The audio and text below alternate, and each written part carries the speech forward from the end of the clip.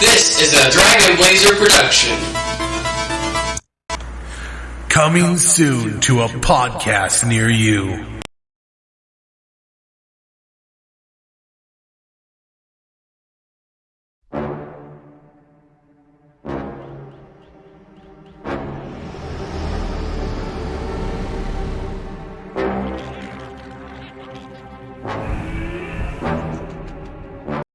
I will not let this republic be split in two. My negotiations will not fail. If they do, there aren't enough Jedi to protect the Republic. We're keepers of the peace, not soldiers. You know I don't like it when you do that. Sorry, Master. I forgot you don't like flying. Well, you've lost him. If you'll excuse me. I hate it when he does that. Anakin, don't do anything without first consulting either myself or the Council. You don't need guidance, Anakin. I see you becoming the greatest of all Jedi. The boy has exceptional skills. His abilities have made him arrogant. Excuse me. I'm in charge of security here, milady. They are using a bounty hunter named Jango Fett to create a clone army. Wait. We must stop them before they're ready. Your clones are very impressive. They'll do their job well. Blast, that's why I hate flying. This is a crisis.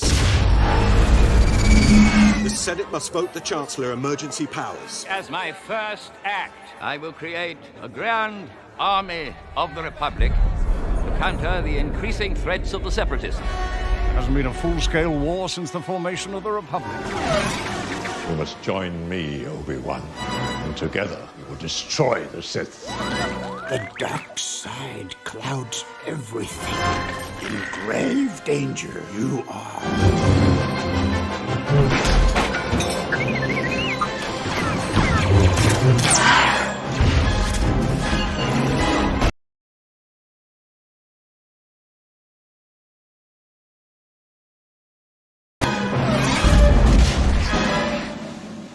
Begun this Clone War has.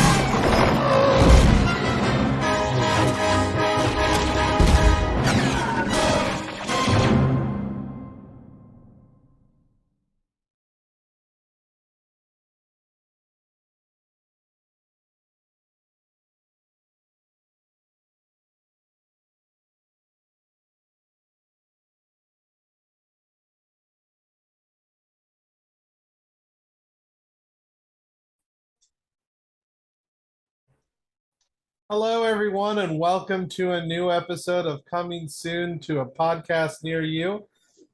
I'm your host, Stevie Blaze, and of course, as always, my co-host, Count Xavier.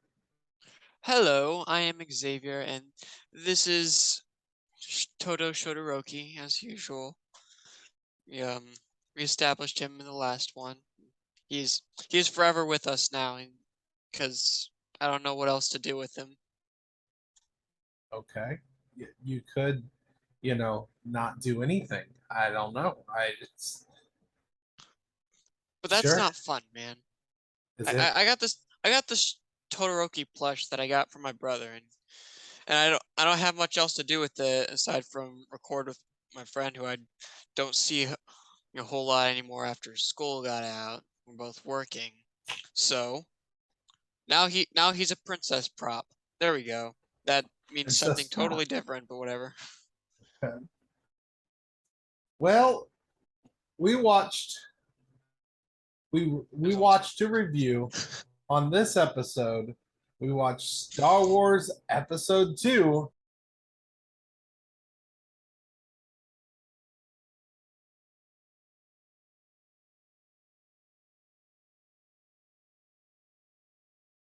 Have you seen this movie? Do you remember this movie? If you have, I've seen every single one of the movies except for Solo and I think Solo and maybe one other movie was Rogue One. I've watched all three of the trilogies.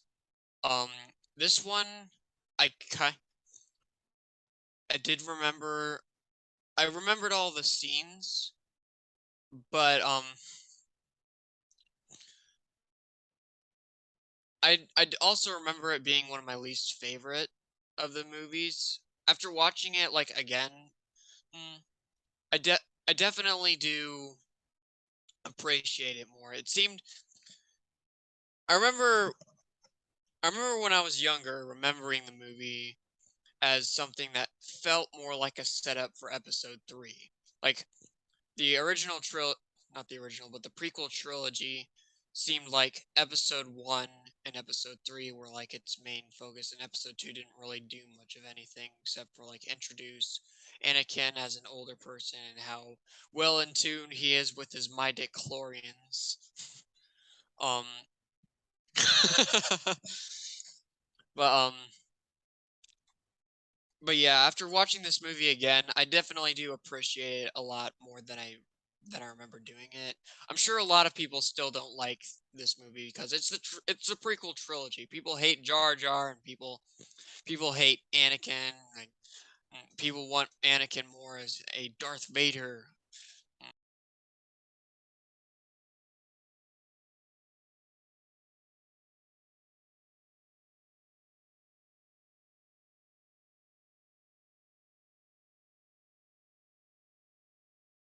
I remember when it came out, and I think seeing Yoda really kind of was like, oh man, Yoda, look at him go. And don't get me wrong, okay? Yoda was still one of the coolest aspects of this movie, in my opinion. However, I ended up watching this movie and realizing, okay, I see why this is most people's least favorite. I have a lot to say about this movie. And most of it is how the hell did Padme Amidala fall in love with this whiny ass dictator? Like, she watches Anakin do some of the worst stuff or say the worst stuff in this movie, and she's like, I need to jump on that. That's right, my lady. So let's get into this movie because I have some stuff to say, and I feel bad because I love Star Wars, but this movie was not good for most of the movie, in my opinion. Yeah, I still think I remember during our Phantom Menace podcast, and for the 2.5 people who might be confused, we're doing the whole comic book movie next week. But anyway, I remember on the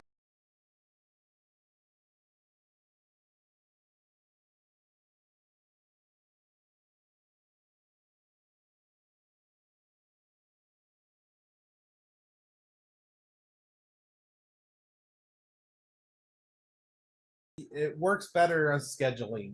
So we switch these two, and now next week will be the comic book movie that we do, and then the week after that we'll go back to, I think, Iron Man 3. Right? We're doing Marvel Watch. Yep. Wait. No, Okay, so we went from Pinocchio to this. Then we're gonna do the comic book movie next week, which would logically mean, because originally this movie was going to be next week, so then we'd have another random movie, right? Well, no. What we're just switching to where this is gonna be. Oh yeah. Oh, I kind of forgot. This was your idea because Yeah. you come over to my house and you said, "Well, I have Disney Plus, so we should do the Marvel." I realized I had a brain fart. Oh my gosh. All right.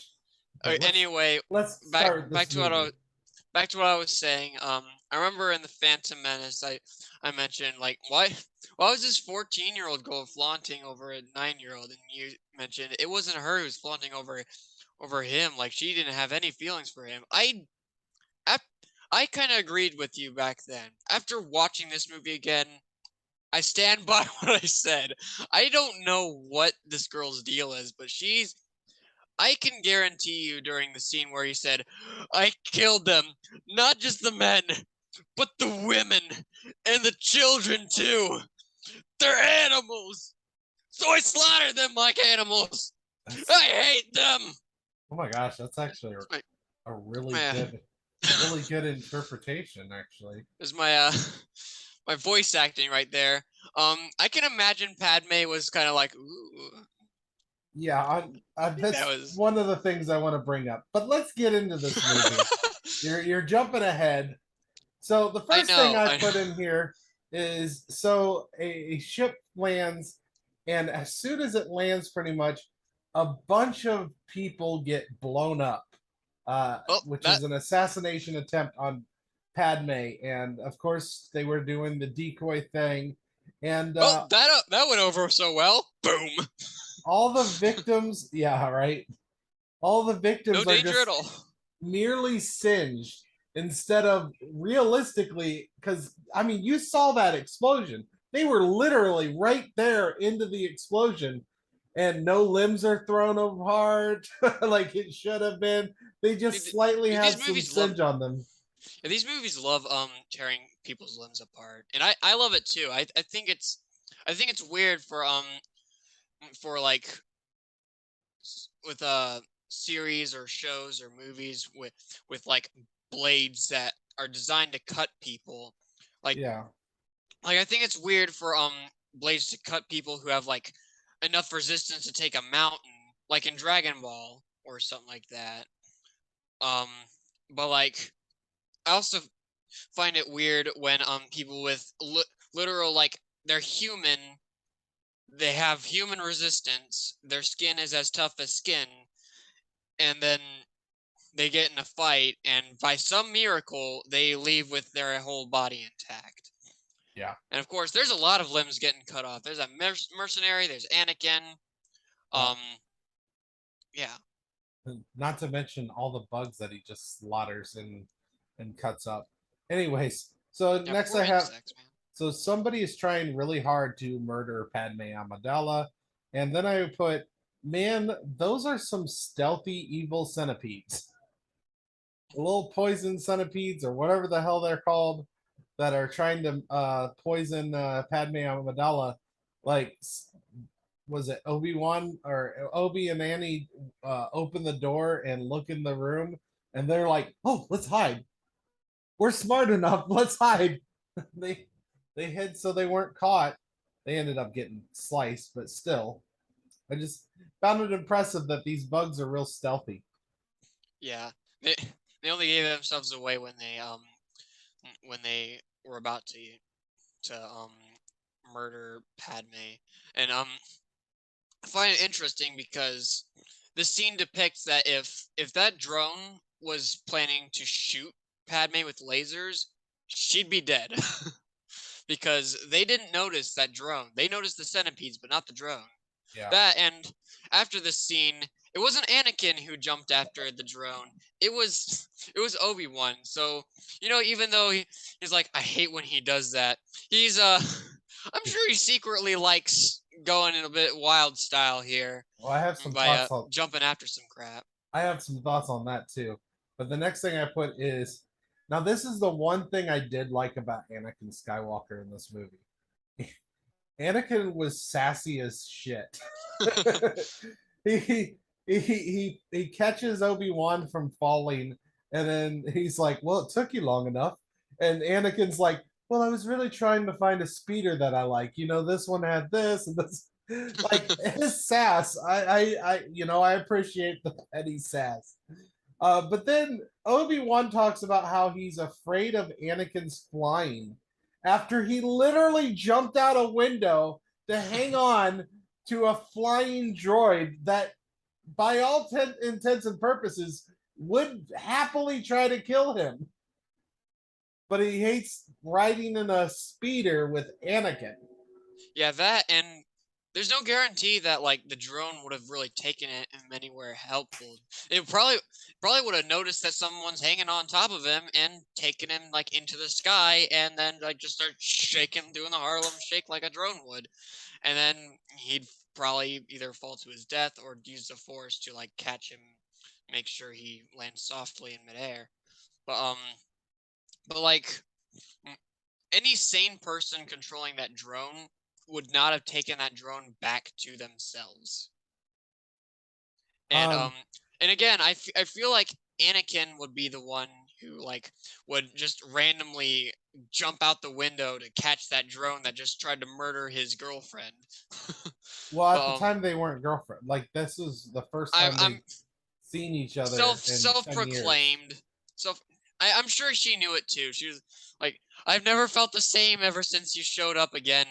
I fell in love with you, even though like I don't know, a few weeks prior to that conversation, they're like, you're still that little boy, new on Tatooine. That's messed up. That's messed up. I'm just gonna say it. That ship is messed up. I love the bit of foreshadowing with Obi-Wan saying, "Why do I fear you'll be the death of me?" Yeah, we haven't gotten there yet. I mean, No. technically, this movie did come after the original trilogy, which comes after this. But the way I watch these movies, I kind of watch them in order, like the way we're doing it, like 1, 2, 3, 4, 5, 6, 7, 8, 9. Yeah.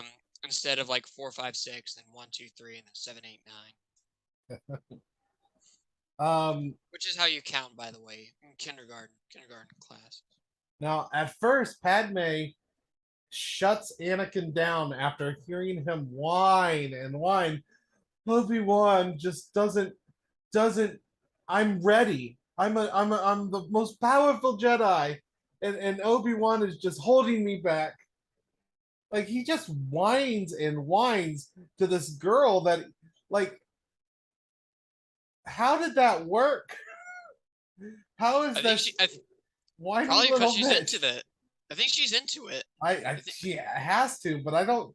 Padme is such a smart, intelligent type character that I don't understand what she sees in Anakin Skywalker. She literally sees the worst parts of him all the time.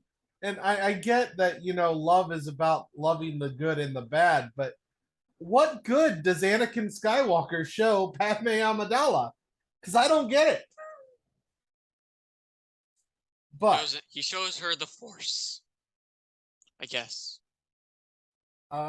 Next I have, oh no, someone deleted a planet from the archives. Now, this gets explained in the Clone Wars, and actually there's a little bit of confusion here. Okay? So, and I'm just going to bring this up. Later, Dooku is confused by the army, the Clone Army, and where they came from. But here's what's in the Clone Wars. You know how they mention Darth Tyrannus? I remember them mentioning mentioning Darth Hideous, I think. They mentioned Darth Sidious as well. They mentioned Darth Tyrannus as one of the people, along with oh man, I can't even think of his name. They mentioned Darth Tyrannus was one of the people that was there on Camino to get these clones started. But here's the kicker.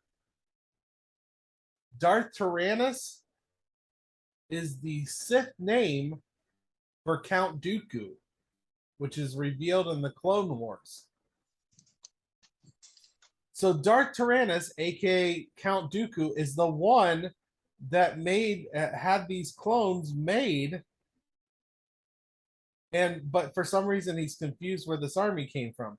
Now it's possible he didn't know fully what Darth Sidious's plan was and why he wanted these clones made, because obviously this is a complete plot by Emperor Palpatine, Darth Sidious.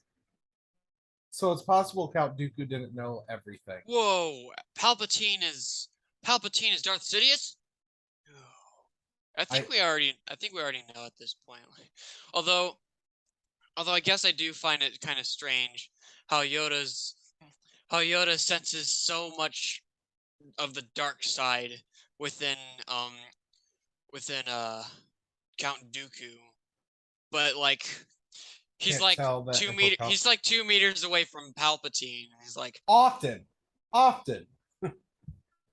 and they just keep giving Emperor Palpatine more and more power in this movie. I also think that Obi-Wan should be a little bit more skeptical of a giant clone army made by someone that he doesn't even know. Like, this entire clone army is made, and he's just like, no questions, let's use them.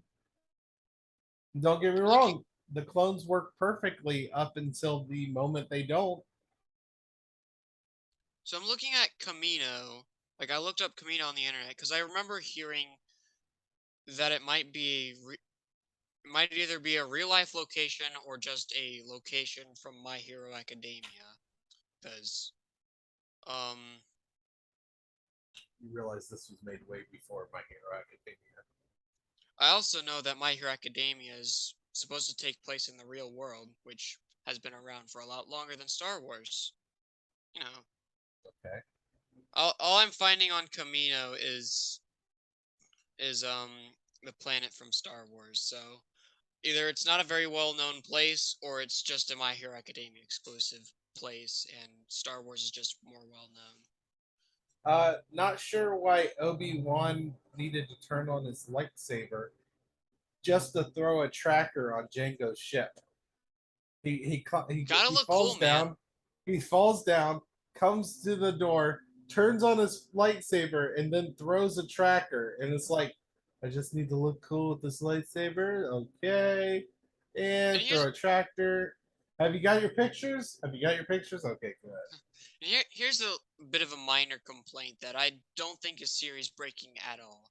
This movie has its good sides. It has its very wrong, horny sides. But I have a minor complaint, and it's that lightsabers don't like have this weird smoky effect in the rain, because they're like plasma bits of heat. They kind of do. Like, if you watch the Clone Wars, they really focus on the smoke in the rain. It's a cool effect. I'm surprised they just didn't. This movie, I don't know. This movie, it was years ago. Whatever, I guess.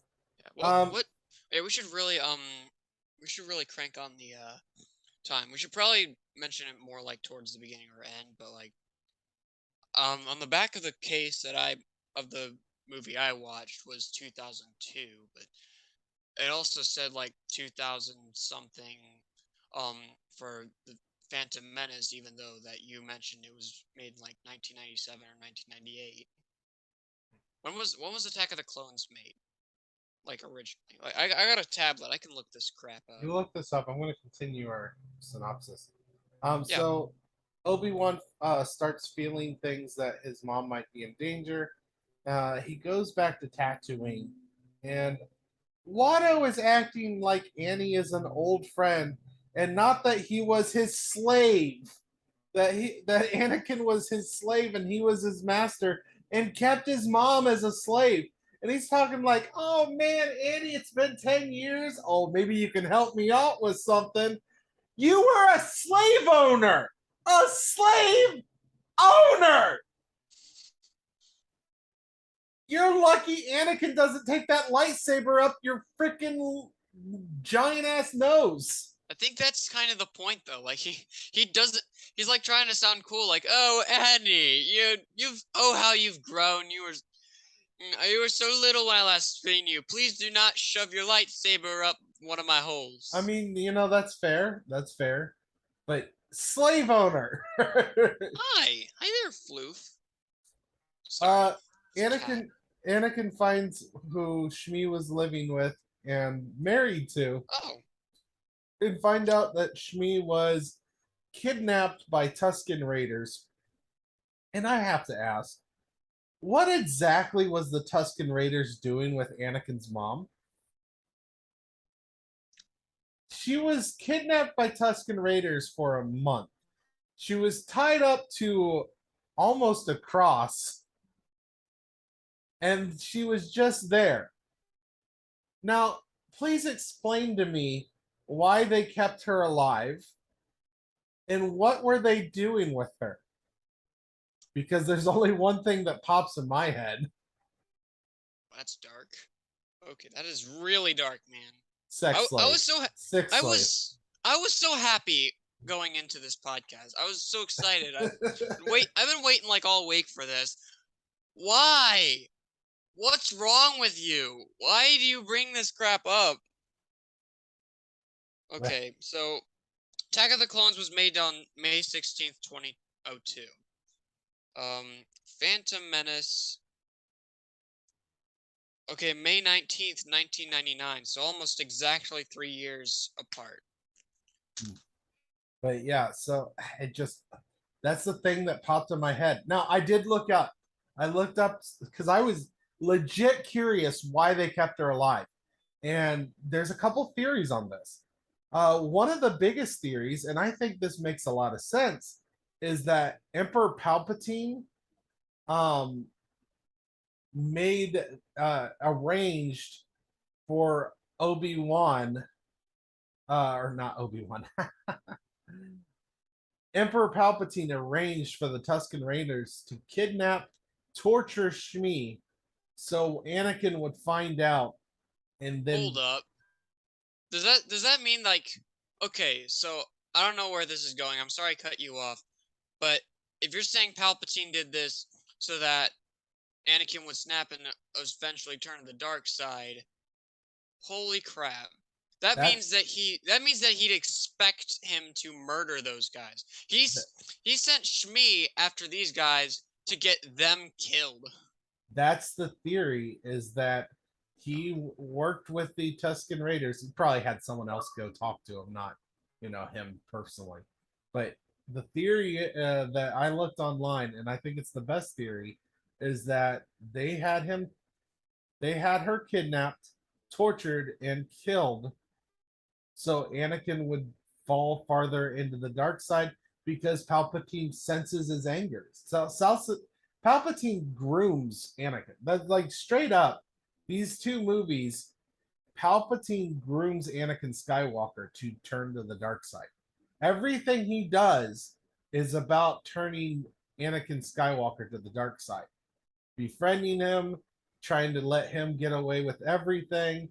It's all about giving Anakin power, giving him afraid, angry.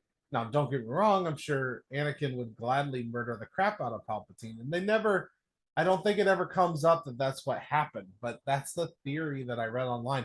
And I think it's a good theory that she was, because otherwise, why did they torture her? Why did they take her? Like, I don't know much about Tusken Raiders, but to my understanding, that's not something they normally do.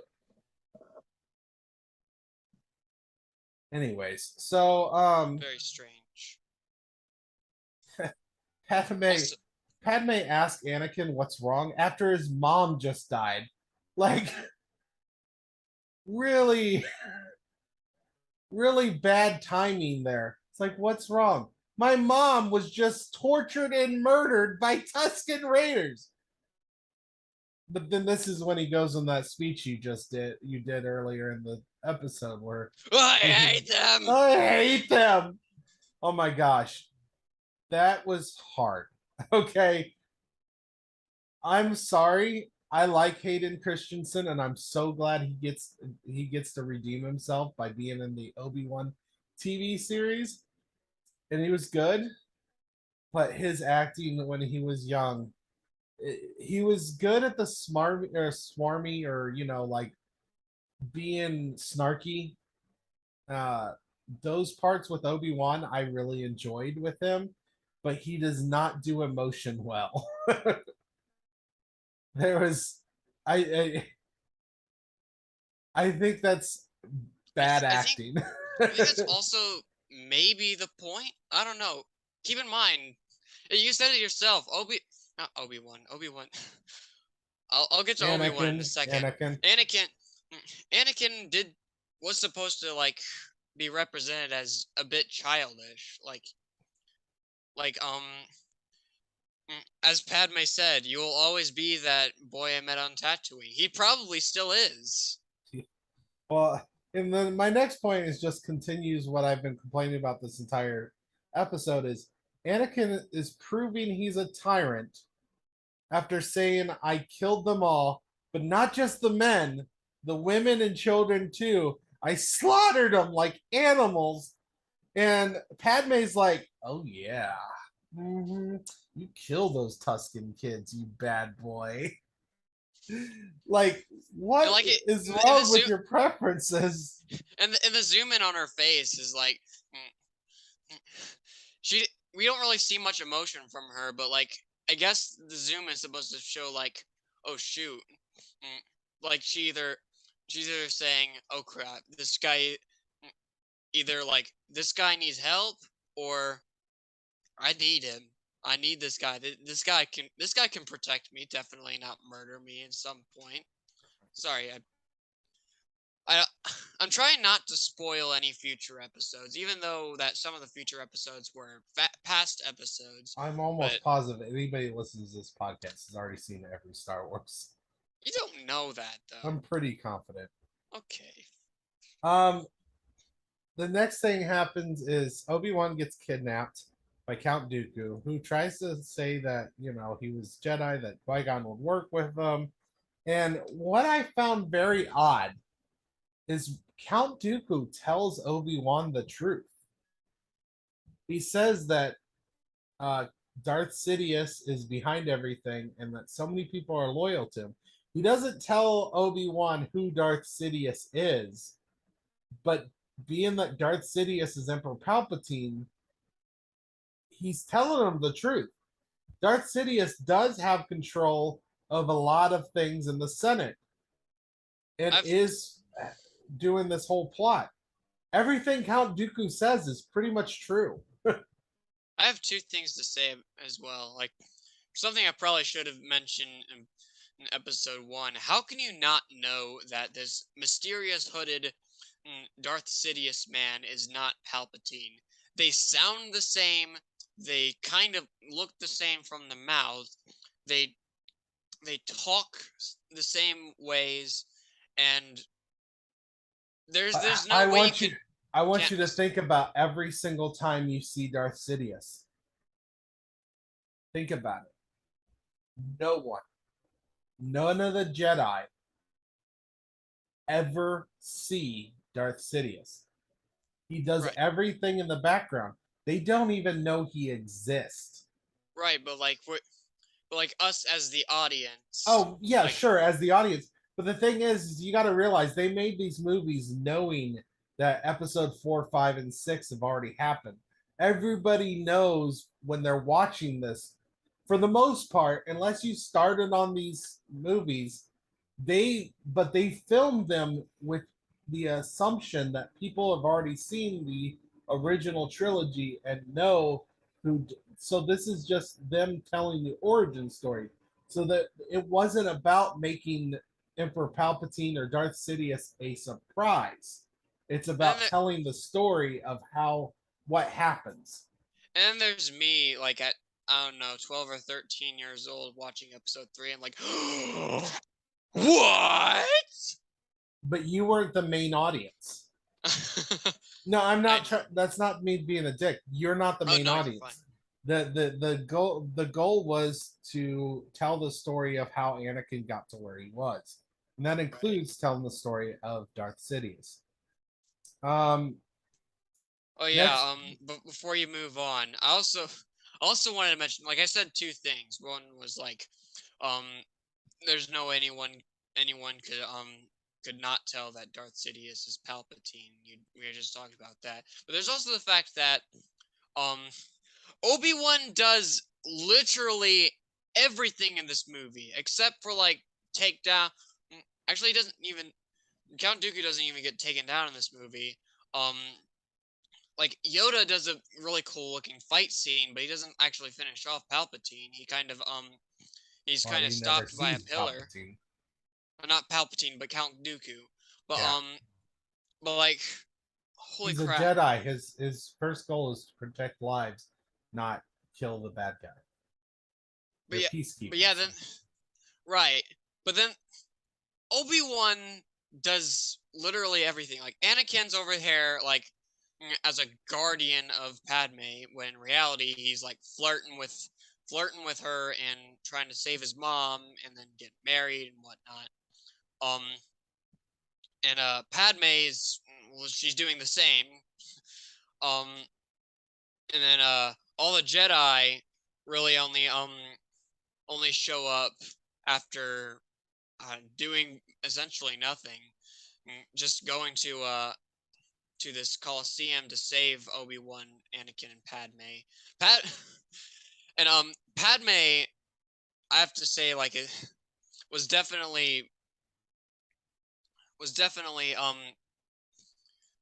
she definitely thought ahead during that Coliseum scene. I was really impressed at that. Oh yeah, Padme is very impressive until she's thinking about Anakin Skywalker. Because my next note was essentially her saying Padme is really really bad. She tells Anakin that she loves him right before they go out there. She is really really bad at noticing red flags because Anakin flag flag flag flag flag flag kills Tusken Raiders, talks whines about everything, wants to be the most powerful, like he craves power. Now I understand context.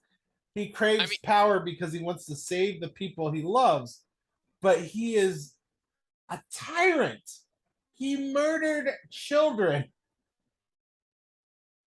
And that's just in this movie. There's more to come. Oh yeah. No spoilers though. Episode 3 is different than like 4, 5, and 6 because that's actually You're actually not supposed to know this, but like I'm afraid. Currently, I'm kind of afraid to watch episode 3 because it's like my favorite one, and I'm worried that after watching episode 2, I'm like, is it though? Is it gonna still be my favorite? Like, am I still gonna like this movie? I'm pretty sure that if you watch anything with an open mind, not saying, "Oh, there's no way this is going to be as good as the original or the previous ones," which I'm not going to say that's you, but that's kind of the consensus. Like every people who are watching like sequels or prequels or whatever, they're going to be their first thought's usually going to be, "There's no way this is going to be as good" or whatever, but as someone who did watch episode 3, the most I really remember is, well, the key moments. However,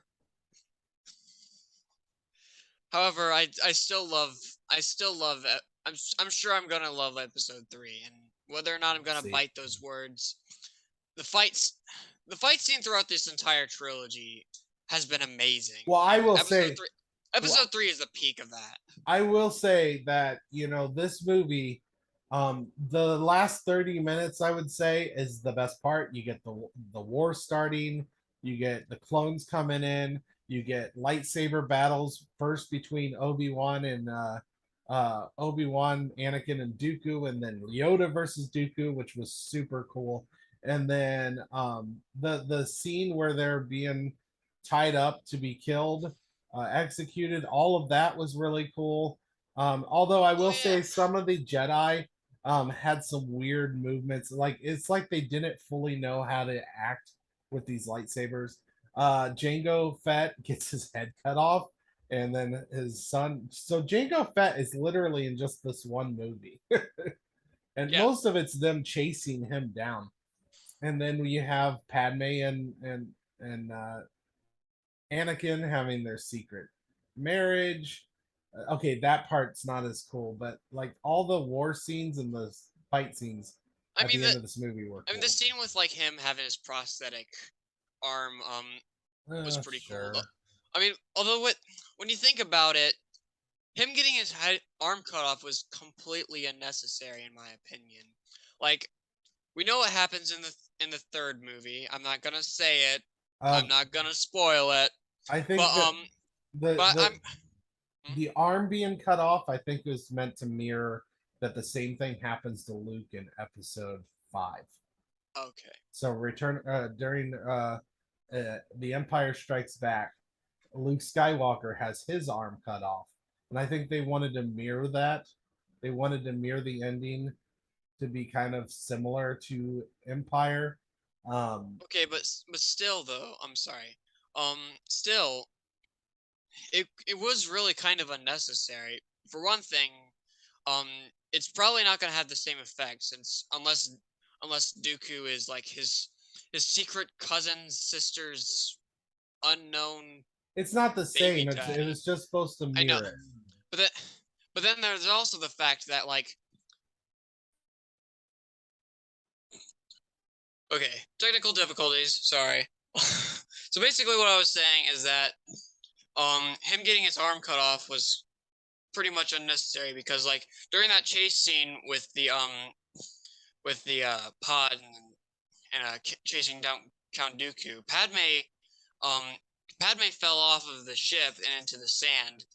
Um and of course Anakin was persuaded to stay on the ship because you're Jedis. We don't follow our love interests. For one thing, that's the Queen. For another thing, there's no way Anakin would have listened. And for another thing, this could have been a really good opportunity to get over his fear of sand. All right. I like to think that's the reason he didn't jump, not because of Padme, but because sand is so rough and coarse. Fair enough. Okay, so let's do all the outro stuff. We gotta wrap this up. Ow. Ow. Ow, ow. Well, first off, what is your favorite scene from Star Wars? Episode 2, Attack of the Clones. I have to say, it's either the Yoda scene or the scene with. I feel like I should have talked more about this, but the scenes with like C-3PO during the war. Oh, yeah, those are cute. Yeah, the puns.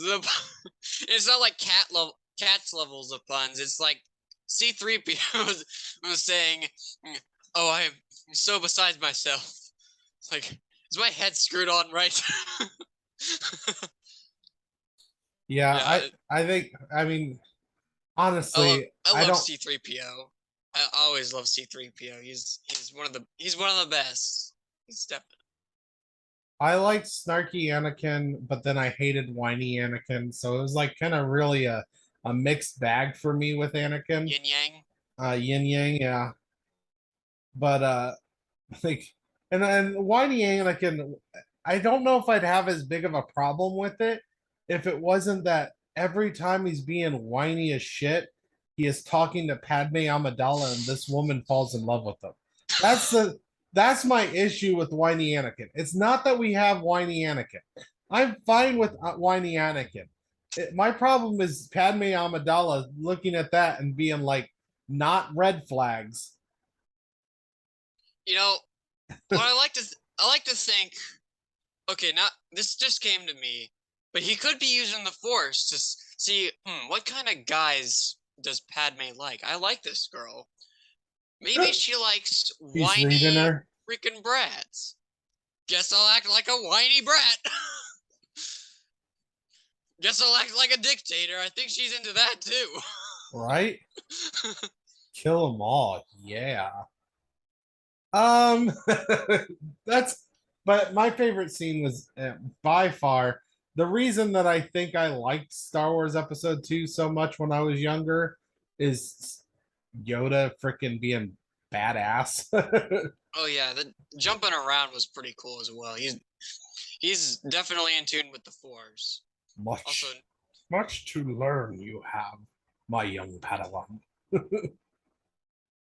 Yeah, Yoda's awesome, and they had a lot of Yoda in this movie.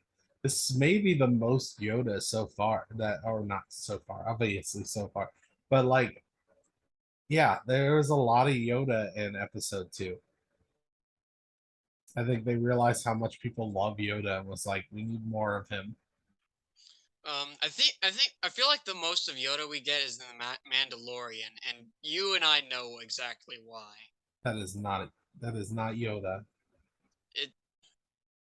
it's of his race. He's kind of like It is his race. Yes, it's kind of like with Groot in a way. Like first you've got this old, really adored, okay, but powerful guy. that is And not then the same at all. Groot, when he turns into baby Groot and teenage Groot, that's all still Groot. He just I regrew. know. That is not Yoda. That is Grogu. Okay. All right. Anyways, let's check. What was your what's your rating for Star Wars Episode 2? I have a hard time. I have a hard time bad mouthing the early Star Wars movies but like, even if I liked this better than I did, I'm sure I would have rated this like a 2 or 3 back in the day. But I'm probably gonna give this a 5.5. I think its biggest detriment is its questionable shipping, although that's also a big detriment in the original trilogy as well. I'm still questioning what their thought process was. They might Are have you just had it. talking about Luke and Leia being brother and sister? Well, that's because I mean the true story, besides the fact they didn't know, the true story behind that is George Lucas didn't know. He came up with the sibling plot line after the first movie came out. So that doesn't make it not messed up though. It is kind of messed up, but yeah. you know. Anyways, it's not that it's not like he knew that that they were gonna they're gonna kiss, but then later reveal their sisters. It's that he made them kiss, and then later thought, it would be a great idea. Siblings. This is Space Alabama now. He was having incestual relationships before Game of Thrones made it cool. That's even worse once you get to there. Anyways, I'm gonna give this a 5. I didn't think I was gonna go so low on any of these Star Wars movies because I love Star Wars, but if you look at this objectively, if you think about it, five is still like an average number. I know it's the middle point. I didn't expect to go lower than a 7 on any of these, but I found out that I like Star Wars Episode 1 better than this one. I gained a bigger appreciation for Episode 1 after watching Attack of the Clones. It's like George Lucas, don't write love stories. This is not your forte. Give us space wizards and lightsaber battles. No one the love story. It's not great.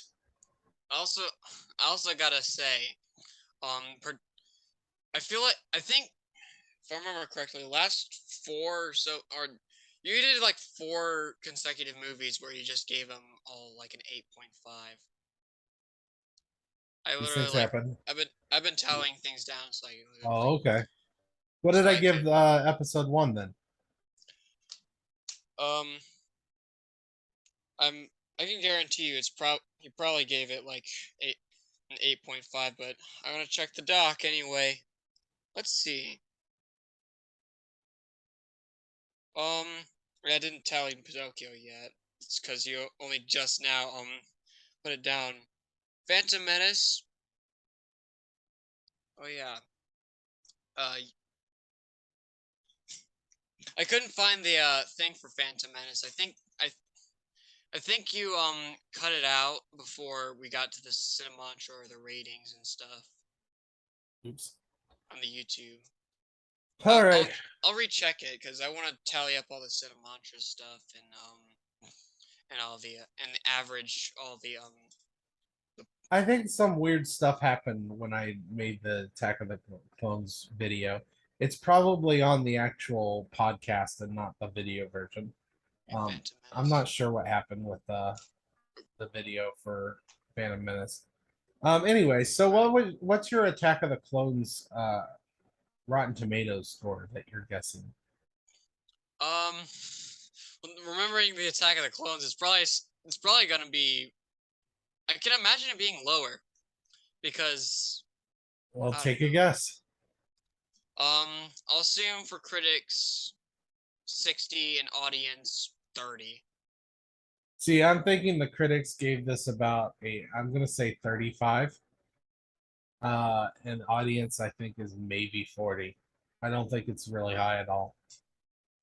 So let's take a look here. Holy crap. Attack of the Clones with the critics is certified fresh at 66%. Oh. And audience is 56%.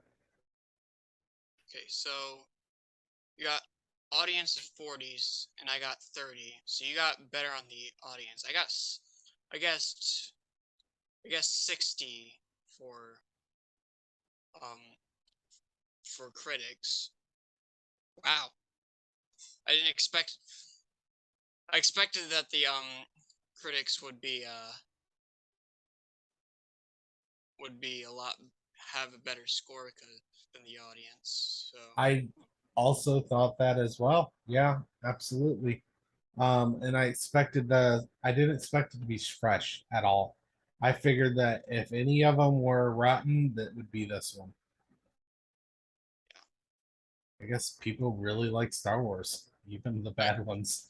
Which reminds me, once we get to Revenge of the Sith, I think is the third one. I gotta see if I can get some people in on that. I'm sure we're gonna have to wait like 6 weeks because that's kind of the consensus with each of the like Star Wars and Marvel Watch stuff like that. So gonna have to wait 6 months. It's not 6 months, 6 weeks for episode 3. Definitely, and I've mentioned this. This is one of my that's one of my favorites. Anyway, let's before we get to Cinemantra, I also want to mention they mentioned parsecs. Do you know what a parsec is? Hello. The dark side is taking over. Parsecs are a measure of time in the Star Wars universe. I don't know exactly what the measurement is.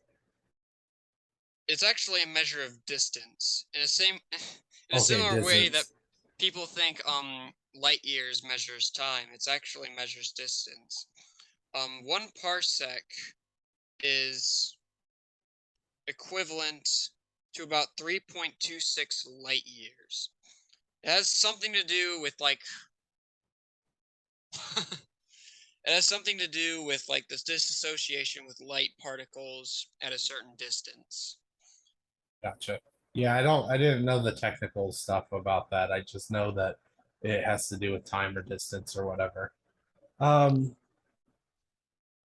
don't know. Does it say whether it's like a real word? Like, is it? It's a real thing. It's like it's actually well known among like scientists that a gigaparsec is the biggest unit of measurement that can be measured within the universe because it's over 3 billion light years. And so George Lucas is using real science. Interesting. Yeah. Anyways, so yeah, let's do our cinemantras. All right. You got yours ready? Nope. Continue. Okay. So as we enter into the cinemantra realm, yada yada yada. Okay. I'm gonna piggyback a little off of your Iron Man cinemantra, and if you had a lightsaber, would it have a gimmick? And if it did, what gimmick would it be? Also, what color would your lightsaber be? And by gimmick, I mean like Darth Maul's double-bladed lightsaber, Count Dooku's kind of curved handle lightsaber. Oh yeah, the curved. I actually thought, something I forgot to bring up while we're on the subject of that awesome curved handle lightsaber. I actually really like Count Dooku or Christopher Lee, the actor that played him. Holy crap! It was like he was acting in a different movie. Like he is killing every scene he's in.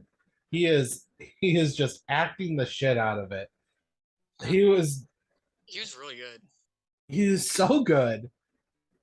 It's like I love Star Wars, but the acting is not always we're not. This isn't Oscar worthy acting. Christopher Lee as Count Dooku, Oscar acting from Christopher Lee and a Star Wars film. I mean, he was just like cool as a cucumber. He was just I loved his demeanor. I I liked everything about Count Dooku.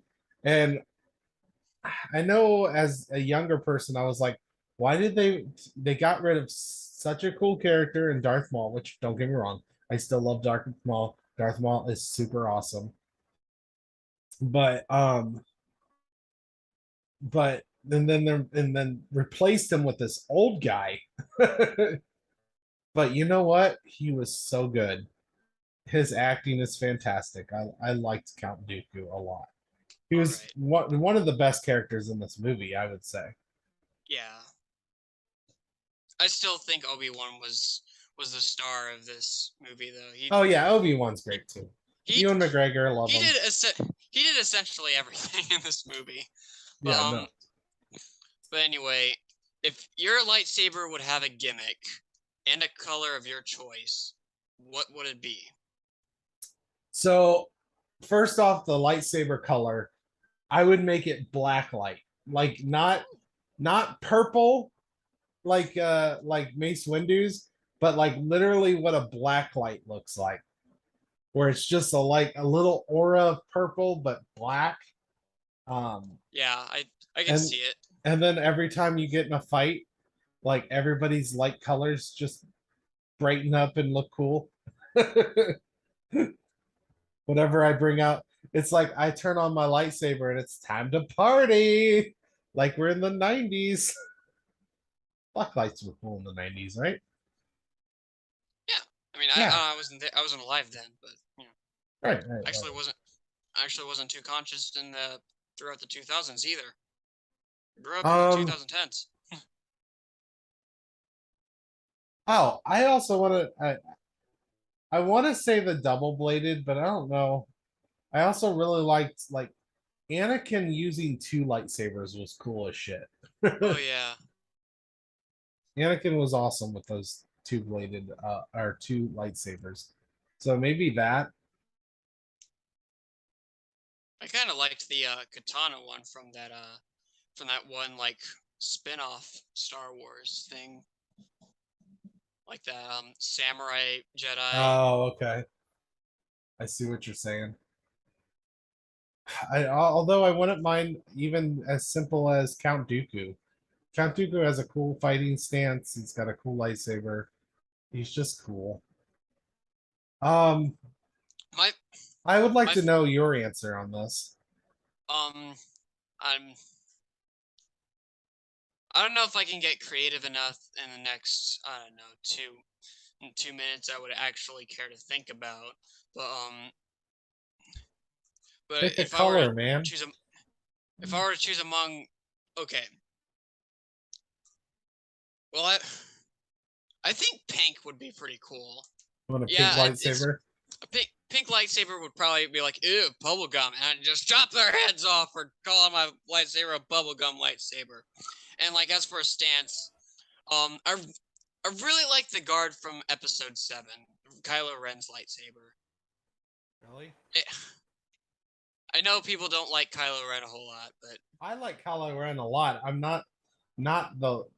I've gotten used to his lightsaber. I'm not the biggest fan of his lightsaber, but I like Kylo Ren. I like the sequels. I like the new ones.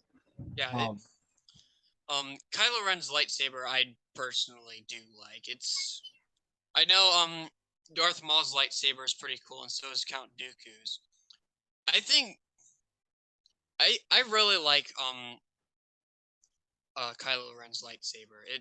It's not just the fiery effect, but yeah, like the guards coming out from the sides are pretty cool too.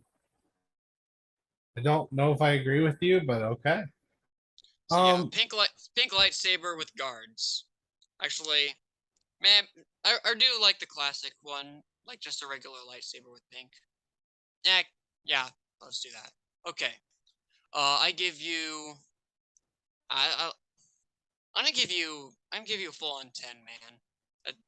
I think you did spectacular. It didn't involve a penis, so I'll give you that. Oh yeah. Well, that was yours because it was pink, right? Anyways. I mean, dildos aren't penises; they're dildos. Anyways, my Sith mantra is going to be simple. What would your Sith name be? My Sith name. So you've got like Darth Sidious, Darth Vader, Darth Tyrannus, Darth Maul. Right. My Sith name. You know what? I can't remember what Kylo Ren's Sith name was. This is the second time we've referenced cats because this is kind of the same. This is kind of the same cinemantra you've given for cats. Like, what would your cat name be? I would be the drowning cat named Snickers. Maybe I should be Darth Snickers or Snickers. Okay. Hey Thomas, what do you? No, he's asleep. I would be. I needed inspiration. Darth White Boy? Darth. Oh my. Oh my. Darth Killjoy. There we go. Darth Killboy? Well, I could be Darth Evil Dude. I could be Darth Faja because I'm your father. And let's face it, I would be Darth Blaze. Okay. Or Blazer. Okay, so on a serious note, how about Darth Sunrise or just Sunset? Because that feels more sinister. Darth Sunset. That's that's your serious. It doesn't sound as cool as it came out. You're making me think about something I shouldn't be thinking about in the course of like a rushed session. How about Darth Blood Moon? There we go. Sure. All right. What do you give me?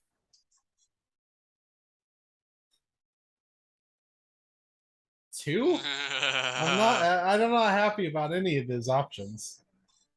Darth Blood Moon. That's a weird combo. All right, where can everybody? I'm kind of rushed. Do we have anything else we want to talk about this movie? You didn't give me a number. I said 2. Oh, okay, 2. Okay, I didn't hear you. I'm sorry. I don't think I have anything else to say. Excuse me, I'm trapped and can't get up. What? I think I quoted a line. It says, "Excuse me, I'm trapped and I can't get up." I'm trying to remember where that came from. I think that's a C-3PO line. I don't know. It might be when Anakin gets his arms like slammed down in the factory thing that they were at, him and Padme, which had really bad CGI through the whole freaking thing. Like you could tell none of that was real. Then we had like R2D2 showing his cool flying skills. That was really cool. Sure. R2D2 flying is always cool. So there's no danger at all. I can sense everything in that room, spoken like a true stalker. I'm sure Padme would have loved that. I'm sure that's why she slept so fine, because he said, "I can sense everything in your room. I'll sleep great tonight." You know Anakin is groping Padme while she sleeps with the Force. Jedi sexual assault. Can someone feel that though? Like can you? I mean, I'm sure Padme could, but could Anakin feel through the Force? Maybe. I mean, I guess that's kind of the point that people can. Anyway, I got why not shoot him though? I'm trying. I don't know why I only added that. Like I said, why not shoot him though? It came between Annie is a bad driver and I can sense everything in that room. Um. I don't remember. I did not write very good notes for this movie. Really? I also didn't write a whole lot, despite it being the same length as the last movie, only a little bit shorter. Oh yeah. This movie did actually have a few notable memes. I should definitely have like the meme section. The scene with Obi-Wan and the really tall alien guy over in Camino. Obi-Wan did the face. He did the Oh yeah. visible confusion face.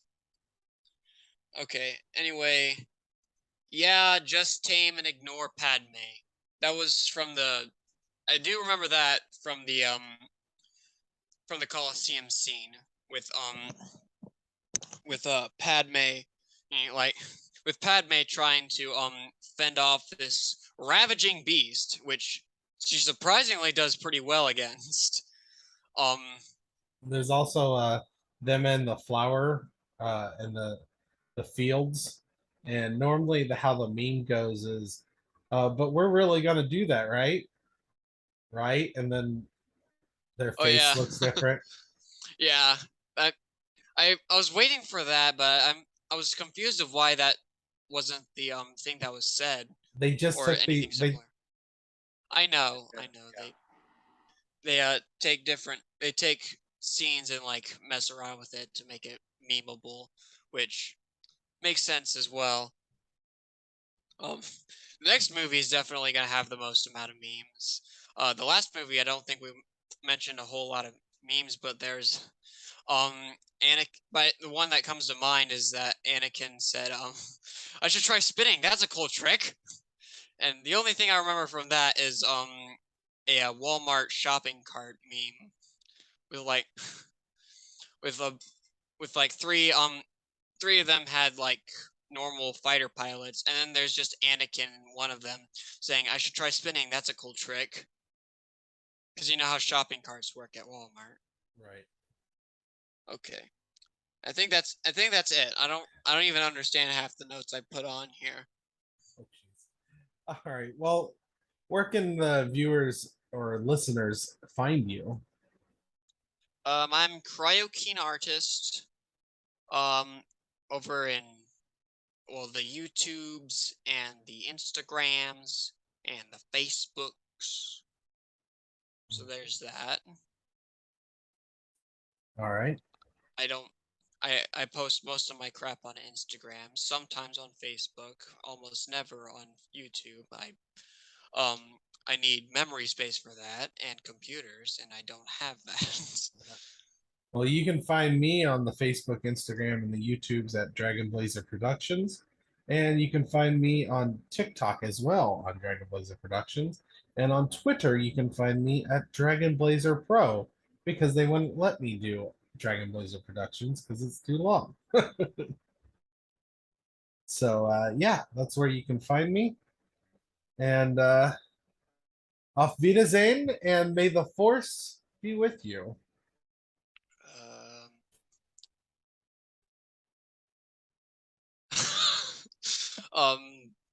Adios. I need to learn more ways to say bye. You know, you say that every time. Okay. I just stick with my German. Auf Wiedersehen. Ciao. There we go. Yes, Ciao. That's new. I haven't said ciao yet. All right. You are becoming very sleepy. You will rethink your life choices. Are you doing this to anime or Padme? You will rethink your life choices.